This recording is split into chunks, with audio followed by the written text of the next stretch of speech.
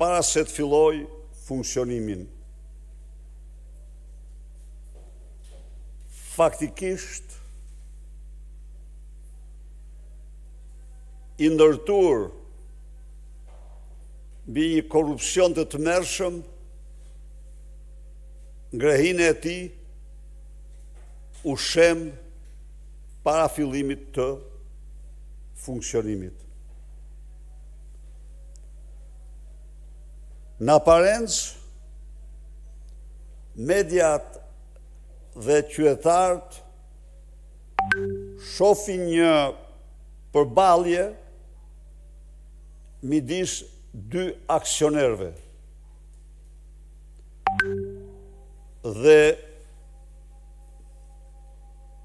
në këtë aspekt, kjo nuk është një gjë pazakonshme, por kjo është vetëm në aparencë. Afera e aeroportit të Vlorës eksplodoi 3 javë më parë, kur biznismeni dhe politikani i njohur kosovar Bexhet Pacolli doli nga zyra e kryeministrit shqiptar.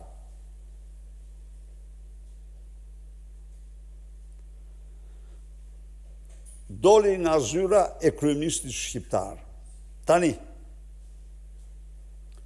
që dy ortak mund të kenë mosmarrëveshje njëri me tjetrin, kjo është një ndodhi e zakonshme. Po që një kryeministër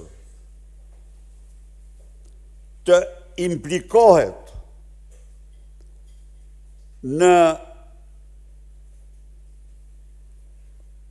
ngatresën apo në përballjen e dy ortakëve njëri me tjetrin, kjo është gjëja më e pazakonshme.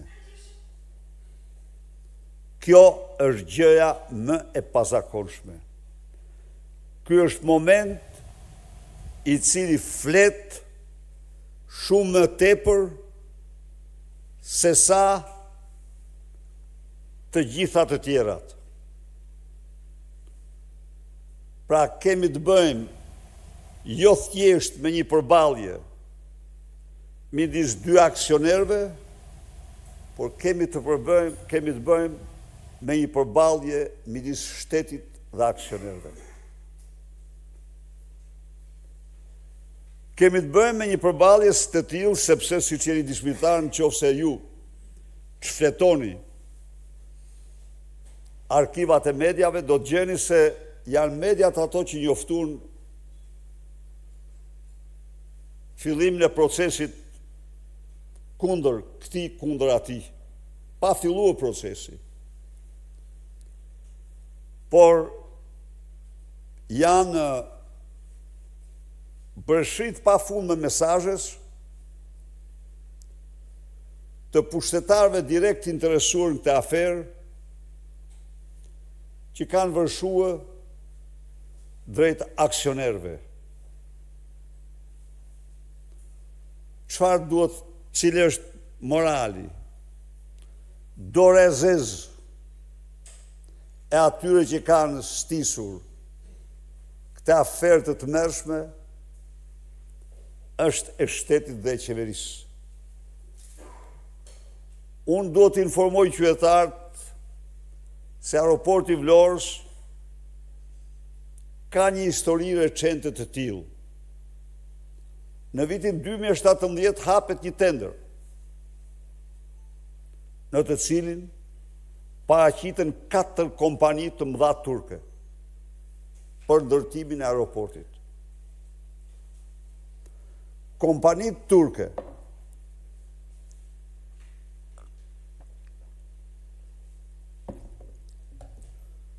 duke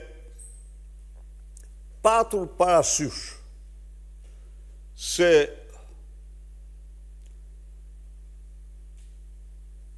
në aeroport do të kishte më shumë zoq se pasagjer, kërkuan një garanci me 120 milion euro, 120 milion euro, ndërkohë që aeroporti ishte përllogaritur të ndërtohej me 105 milion.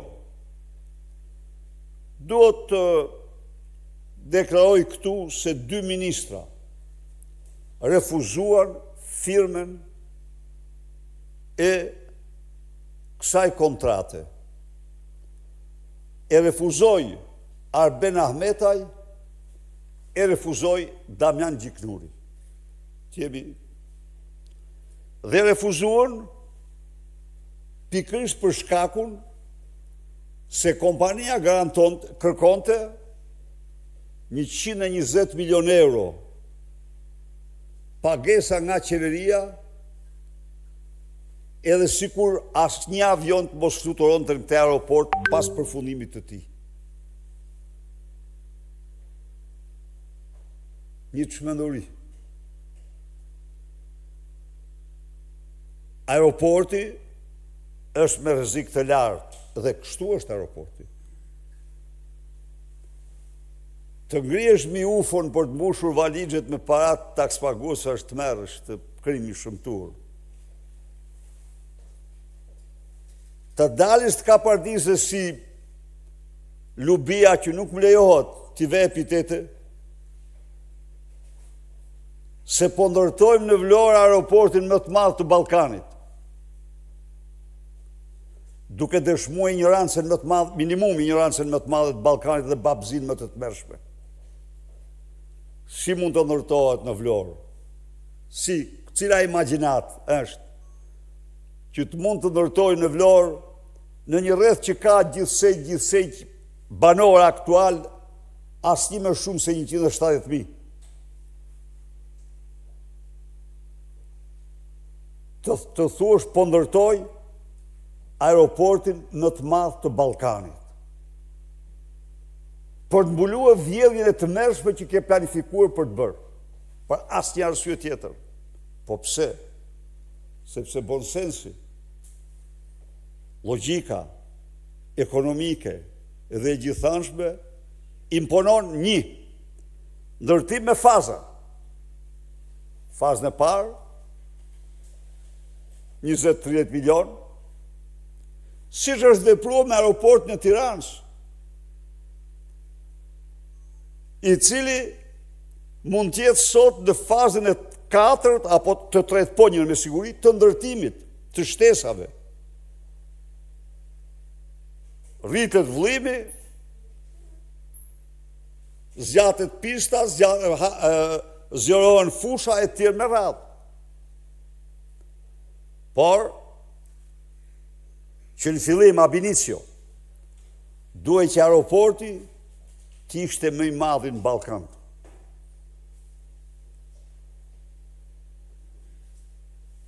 Një krim ndaj shqiptarëve ky. Një krim i vërtet, një lloj si Kuksi.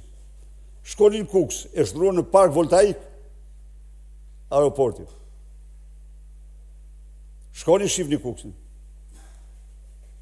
Akord, do ta ndërtoje në sajz minimale dhe kur të shtohen pasagjerët, e shtohen, s'ka asnjë vështirësi. Jo, do ta bëjmë më të madhin që vjedhja të jetë maksimale. Dhe çfarë bëri? Atë që Arben Ahmetaj edhe Damian Gjiknuri nuk e firmosen sepse ishte 120 milion euro siguri nga qeveria nga takspaguesit shqiptar, Lubia e firmosi me 140 milion euro. Dhe a mund ta kuptoni ju që aeroporti që ndërtohet me 105 apo 110, brenda 10 viteve u merr takspaguesve shqiptar edhe sikur asnjë avion të mos ulet në pistën e tij, në total 135-140 milion euro. A ka njëri që mund të gjobis përveç hajdutët që s'kan asnjë lloj morali dhe që janë të aftë të bëjnë çdo gjë. Përpiqen jo bexheti, jo valoni, jo bexheti. Ç'pun ka ata? Ky është shtylla e zezë e korrupsionit, është garancia që është dhënë nga Lubi Balluku, e papërmbajtur në hajnit dhe vjedhjet e saj, dhe që mbrohet si nga skapi i partisë. Ja ku është? Kjo është e vërteta. Pranaj edhe këta të gjithë janë vërsulur gjoja në grinje që ka bexheti me valonin, valoni me bexhetin. Po në qofë se ata kanë grinje të zhidhë, që janë qytetarë privata, nuk kanë asnjë ç'pun ke.